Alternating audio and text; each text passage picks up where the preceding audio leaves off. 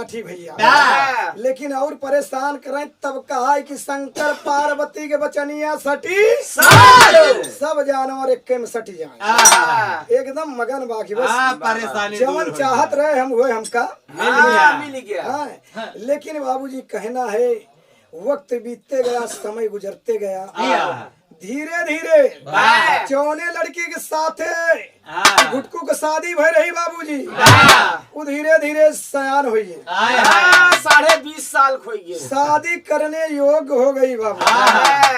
अब गुटकू के सास ससुर साला सोचा था कि एक जहाँ पहले बचपन में शादी के रहे वो तो सब सब उजड़ गया, लेकिन अब कहीं से अच्छा घर भर ढूंढ के एक शादी कर दिया जाए।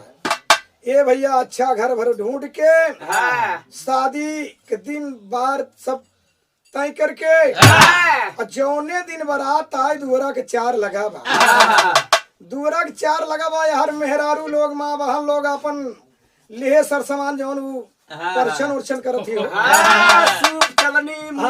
परछन के सामान सब लेहे। अब घुटकुआ हर कोने में खड़ा बा, देखत बा कि रुका हमारो मौका आए, सारा नजारा देख अंदाज में एकदम फिट है बहादुर। लेकिन यार जब चलत बा हुए माँ बहन लोग गीत गौनई गावत ही दर्शन करत की का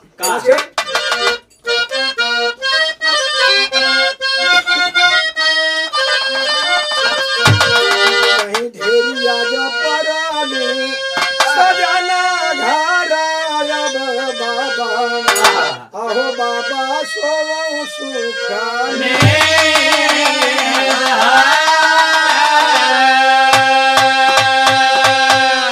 कहीं कलसा में कलसा तुला है रामा कलसा से तेरी जगी पुरानी,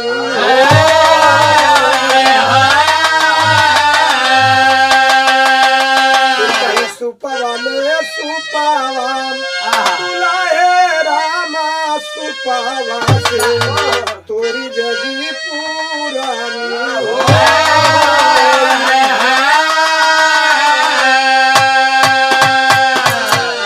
अब नहीं रहू गुटकुआ, गुटकुआ एकदम मतलब दिमाग लगाए बा कि कब हमार नंबर आवे, कब हमारे नंबर आवे। जब इनका ही नंबर आए बाबूजी एकवा तो पहले धनवा कूटा जाता, जब कहें कि मुसरा ले मुसरा दुल्हे रामा मुसरा से पूरी जगी पुरानी,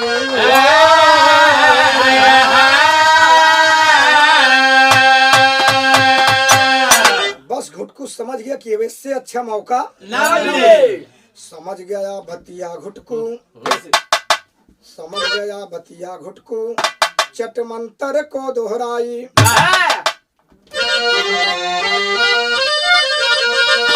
समझ गया भतिया घुटकू, चट मंत्र को दोहराई, अरे सारी बारात कहीं में घुटकू सटाई हो, मंतरिया लफड़े वाली मिल गई, अरे तुम सर सटा दिए हैं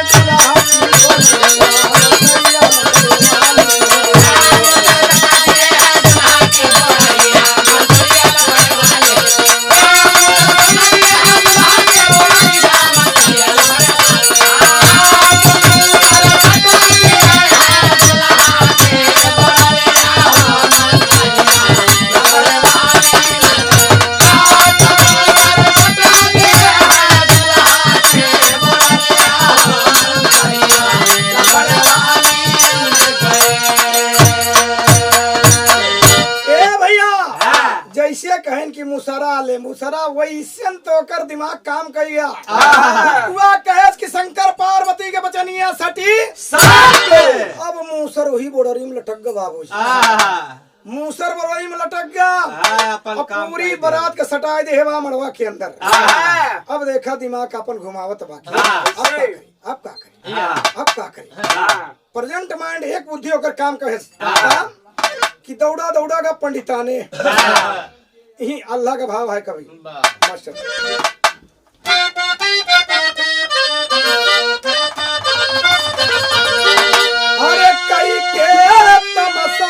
घुटकू रहिया सिधर लेना अरे पंडित जी के घरवा के पहुँचे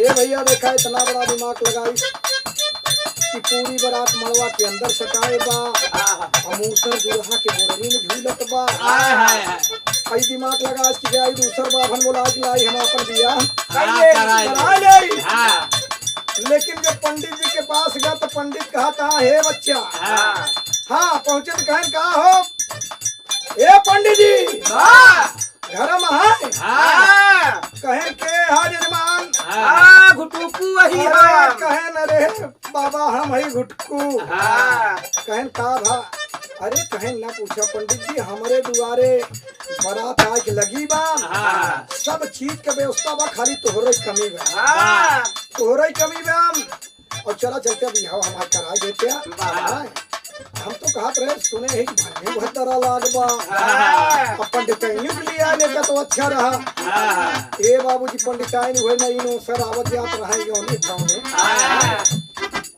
मजबूरी में पंडित कहन देखा घुटकुआ जजमान आई माने न पंडिताइन चला तू लेकिन पंडित कहन के हे बचो एक काम कैली तब चली खाओ खाओ खाओ कहा बाबा कहा माए दान कर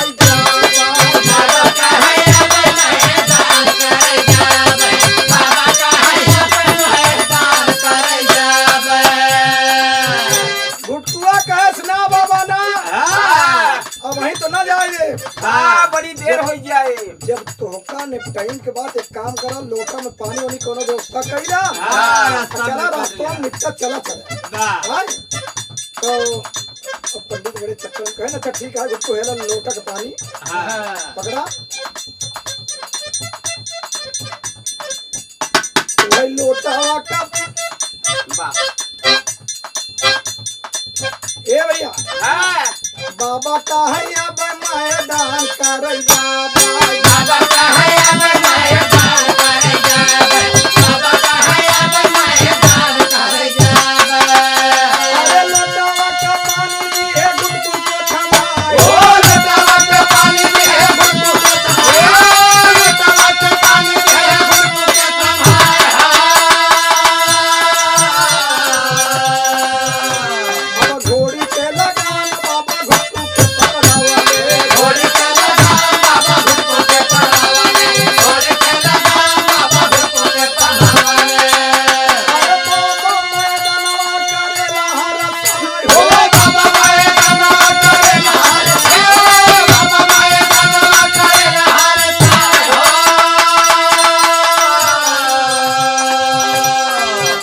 यार लोटावा के पानी लागी डावल घुटकू लोटावा के पानी लागी डावल घुटकू लोटावा के पानी लागी डावल घुटकू खतर खतर घोड़िया के मारे ओ खतर खतर घोड़िया के मारे खतर खतर घोड़िया के मारे लागे ए भैया बाबूजी तनी बात के समझ लें जब घरे से निकले तो पंडित जी लोटा थमा देन घुटकू का और घोड़ी के लगामो घुटकू के हाथे में अपने लंबा फाल दौड़त दौड़त जल्दी जल्दी गए भाई एकदम प्रेशर हाई रहा जल्दी जल्दी गए कहन हम बैठा थे तू आवा पानी ले और देखा घुटकू ही बदमाशी करता है अब लोटा का पानी मारे निकला तो लोटा तो पानी गिर गया अड़ाएगी सब अड़ाई गया सब ये बाबू उठाए के डंडा हुई लाख घोड़िया के मारल पानी गिरा दियो ई बाबा के तन साफ करे वाले पानी हम ला रहे लोटा भर के तो पानी गिरा दियो बाबा बहन तू के कहिए का होए अरे तने में बाबा बोले भैया बच्चा पानी तने में बाबा बोले भैया बच्चा पानी तने में बाबा बोले भैया बच्चा पानी पानी पानी है तो बाबा घोड़ी लगी आई ओ पानी पानी है बाबा घोड़ी पानी पानी है बाबा घोड़ी लगी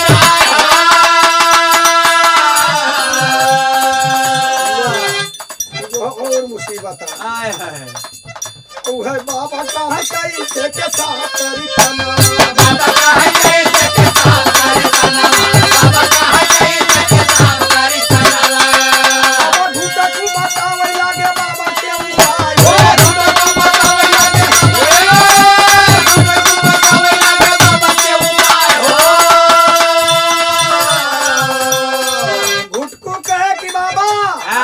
चिंता करे कोनो बात नहीं।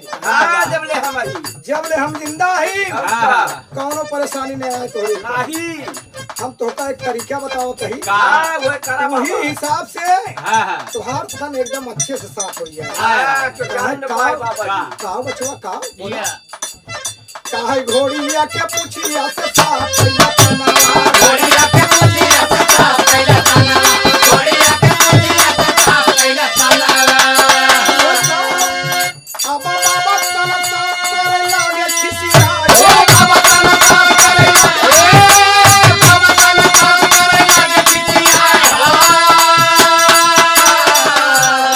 अरे तबले ता घुटा कुछ जाए मन करिया बाबा ने तो घंटा चलाए मान दारिया बाबा ने तो घंटा चलाए मान दारिया अरे तबले ता घुटा कुछ चलाए मन करिया कि बाबा के पीछे लदी अब खुशी में सब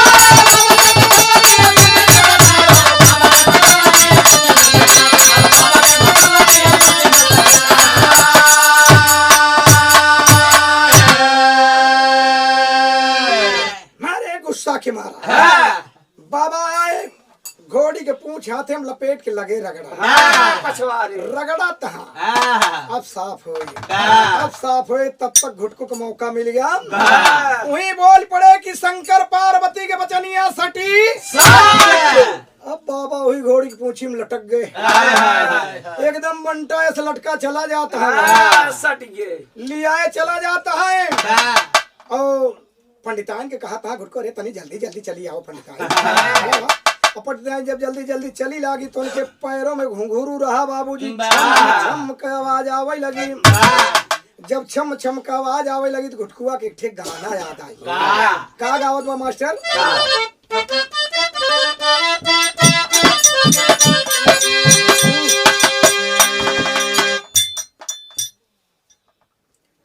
ए भैया ये गीत गावत बजौन मास्टर भाई बजौलन का कि धीरे धीरे धीरे धीरे अरे धीरे धीरे पम्मा धारा हो दुलहिया गोरे घूंघरा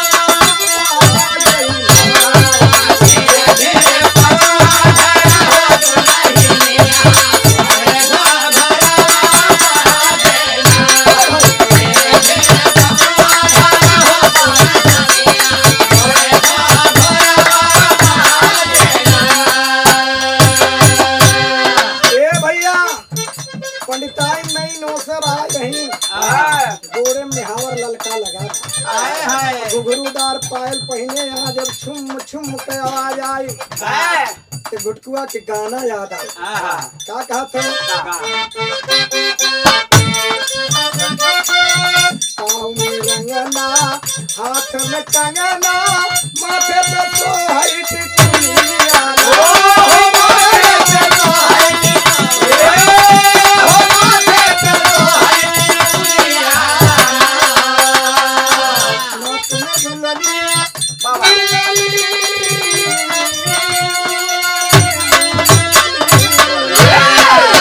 नाक में झुलनी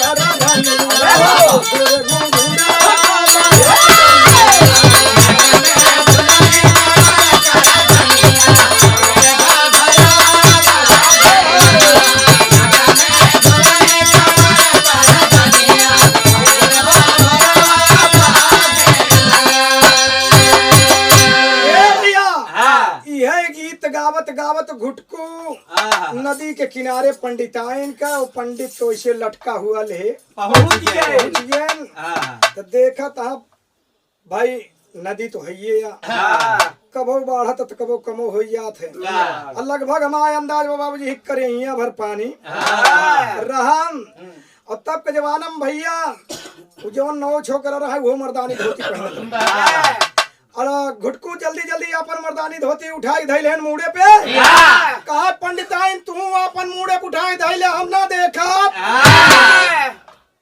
पंडिताइन बड़े चक्कर में पड़ी बतावले तो कहा तो मुड़े पे उठा के धैले हम ना देखा ए बाबू बड़ी मजबूर में वो लगभग आधा पार हो गया। हाँ, घुटकुआ आधा पार हो गया। हाँ, अब पंडिताइन शर्मा शर्मा शर्मा शर्मा साया साड़ी धीरे धीरे धीरे धीरे उठा के नहीं मोड़े पे। धैली तब फिर एक का मौका मिल गया। हाँ, इतने में कहेस कि शंकर पार्वती के बचनिया सटी सच। ले भैया उनके लुगरी ऊपर ही टंगी रही, हाँ, साया साड़ी ऊपर ही टंगा बा। हाँ, बड़का तमाशा खेल दे भाई। हाँ, सिनेमा चालू। लेकिन अब देखा वहीं से पंडित का पंडिताइन का लेहे चला जात बा अपने कहा जहाँ पूरी बारात सटाए बा। हाँ, ससुराली चला जात में। वहीं चच्चा वाली लगी मास्टर। हाँ,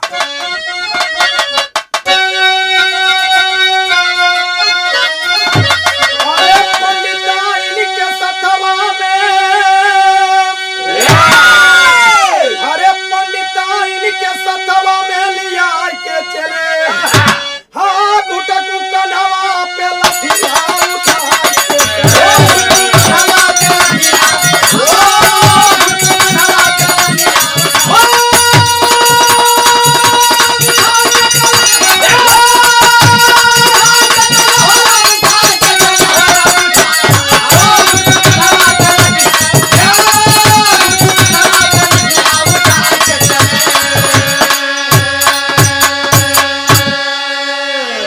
ए बाबू हाँ, पूरी बारात हर सटाए यहाँ हाँ, अमूसर दुल्हा के बोडरी में बा। हाँ, फंसाए ये हर हाँ। पंडितों का पंडिताइनों को एकदम फंसाए यहाँ। हाँ, जब लई के पहुंचे न हुआ जहाँ मड़वा है हाँ, दुआरे, हाँ, सब देखा तहा नहीं कि बस करा हाँ, बस करा। हाँ, ई घुटकुआ के सब कारा धारा बा। हाँ, पूरा खेला नहीं घुटकू के है।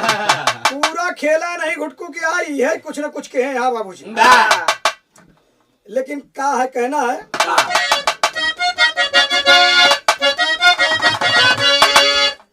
अरे सब ही समझ गईले हाँ, घुटकू कई चलाकी। हाँ, घुटकू कहन देखा भाई एक बात बोलब हम हाँ, तो का लोग के यही झंझट यही बउआल से हम कब फुर्सत देब हाँ। कि जब हमार बात मानी जाए। तब कहे हाँ हाँ, कहे हाँ जब हमार बात मान जाए हाँ, तब ऐसी फुर्सत मिले। हाँ, ना तो ना मिले। तो घुटकुआ कहत बका हाँ, कहा हमारे जी तब अंतई कैसे हाँ। करबे हमार नारी। हाँ। अरे ई बजे सबाई का कहली हमारे का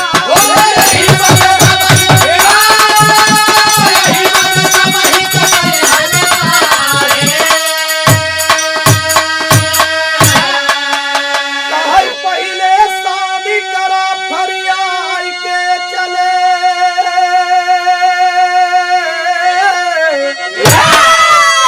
घुटकू कन्हवा पे लठिया उठा के चले।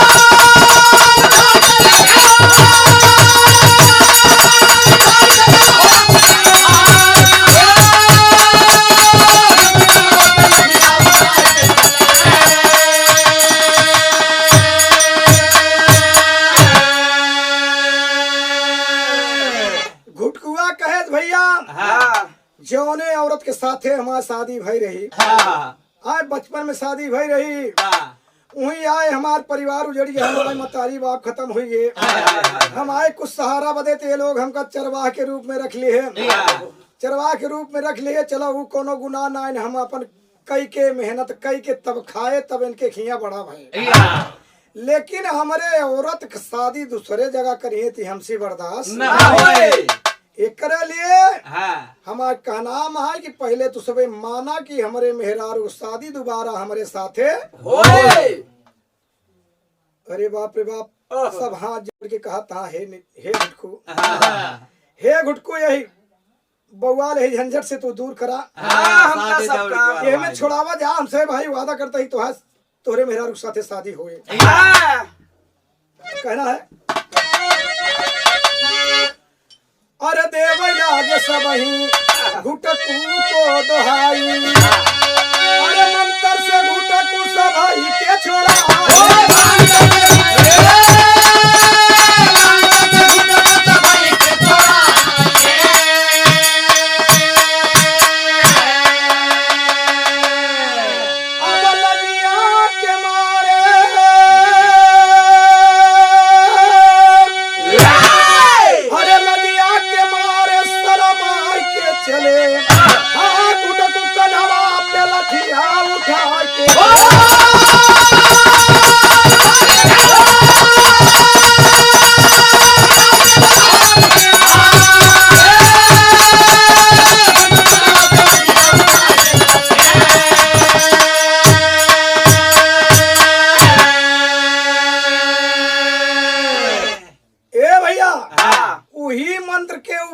से हाँ जमन सटी सट रहा हाँ। वही बोल देहन कि शंकर पार्वती के बतनिया हटी हट हटी हट। हाँ लेकिन यहीं से गाने का अंतिम स्वर है।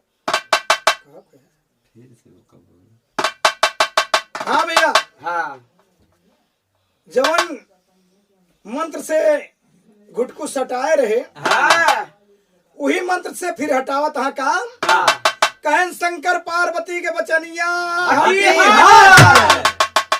वही पूरी बारात वाह और पंडिताइन हाँ। पंडित हाँ। सब छुटकारा पाए। हाँ ये जैसे रहा वैसे फिर हो घुटकू गया अपन मेहरारू लिया के अपने हाँ घरे चल दी तो गाने का अंतिम स्वर है दोस्तों। बाबा गुरु घराने का परिचय देते हुए बाबा गुरु में का गुरुदेव मोहन गुरु शिवानाथ की वाणी